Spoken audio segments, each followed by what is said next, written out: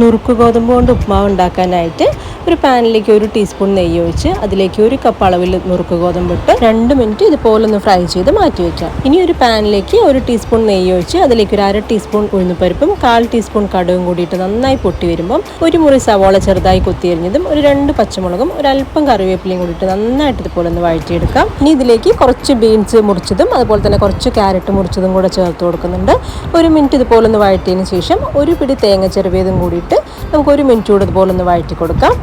ഇനി ഇതിലേക്ക് ഒരു 3 കപ്പ് അളവിൽ വെള്ളം കൂടെ ഒഴിച്ചു കൊടുക്കുന്നുണ്ട്. അപ്പോൾ 1 കപ്പ് ഗോതമ്പിന് 3 കപ്പ് അളവിലാണ് വെള്ളം ഒഴിക്കുക. ഇനി ആവശ്യത്തിന് ഉപ്പും കൂടെ ചേർത്ത് നന്നായി മിക്സ് ചെയ്തതിന് ശേഷം അടച്ചു വെച്ച് നന്നായിട്ടൊന്ന് തിളവരാൻ വെയിറ്റ് ചെയ്യുക. തിളച്ച് കഴിയുമ്പം നമ്മൾ വറുത്ത് വെച്ചിരിക്കുന്ന നുറുക്ക് ഗോതമ്പും കൂടെ ചേർത്ത് ഇതുപോലെ നന്നായി ഇളക്കിയിട്ട് മീഡിയം ഫ്ലെയിമിൽ വെച്ച് ഒരു 10 മിനിറ്റ് അടച്ചു വെച്ച് കുക്ക് ചെയ്തെടുക്കാം. അങ്ങനെ ഒരു 10 മിനിറ്റ് കഴിയുമ്പോഴത്തേനും വെള്ളമൊക്കെ വറ്റി ഗോതമ്പൊക്കെ നന്നായി വെന്തിട്ടുണ്ടാവും. അങ്ങനെ വളരെ ടേസ്റ്റിയും അതുപോലെ ഹെൽത്തി ആയിട്ടുള്ള നുറുക്ക് ഗോതമ്പ് ഉപ്മാവ് റെഡി. ട്രൈ ചെയ്യണേ.